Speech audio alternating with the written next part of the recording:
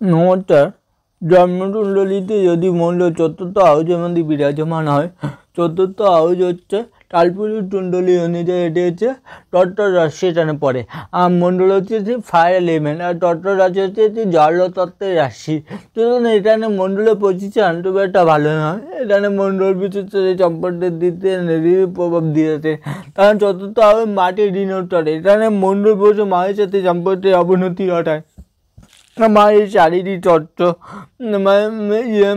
তারপরে চন্দ্রের অবস্থান যদি এখানে কুণ্ডলিতে যাতায়াতের খুব একটা চারা পজিশনে থাকে, তাহলে মণ্ডলীটা মায়ের সাথে বিচ্ছিন্ন করার মাতৃবিরোধের অবস্থা মণ্ডলীটা তৈরি করে।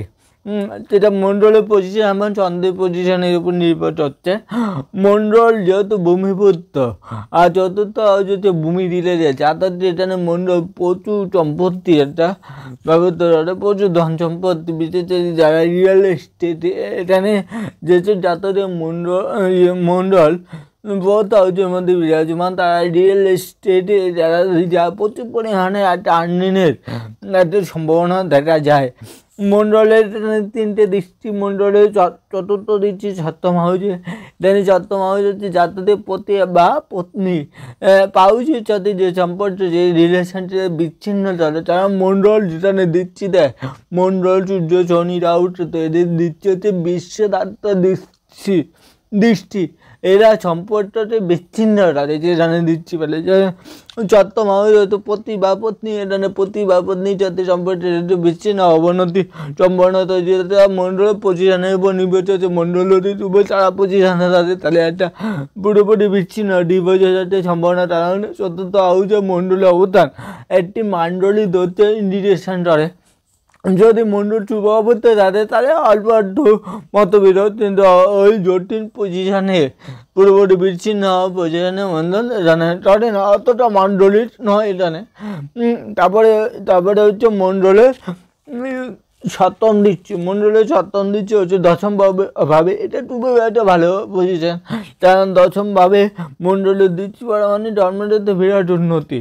হ্যাঁ, যারা চারটি যেন মণ্ডল দিয়ে ধরে, বিশেষ আর্মি, পোর্ট, কমান্ডার লাইনে, আবার যারা রিয়েল এস্টেট নিয়ে চারভার ধরে, তাদের প্রচুর পরিমাণে উন্নতি জোরে যেন মণ্ডল তৈরি ধরে থাকে।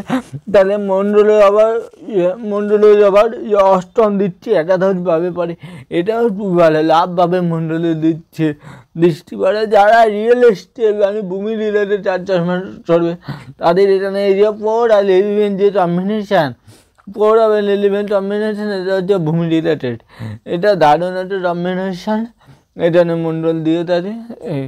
মানে কিন্তু 11 হাউসে মণ্ডলের দিচ্ছি, এখানে যাতে বড় ভাই বোন থাকবে না, হয়তো যেহেতু 11 হাউস হচ্ছে বড় ভাই বোন, যাতে হয়তো বড় ভাই বোন থাকবে না, যদি তাদের সাথে সম্পর্কের অবনতি, মানে মণ্ডল যেখানে দিচ্ছি দেবে সেখানে সম্পর্কের অবনতি হবে। এখানে ম্যাটেরিয়াল যেটা হচ্ছে ম্যাটেরিয়াল বীর্যবস্তুরা আছে সেগুলো তো উন্নতি ঘটাবে মণ্ডল যদি শুভ অবস্থায় থাকে।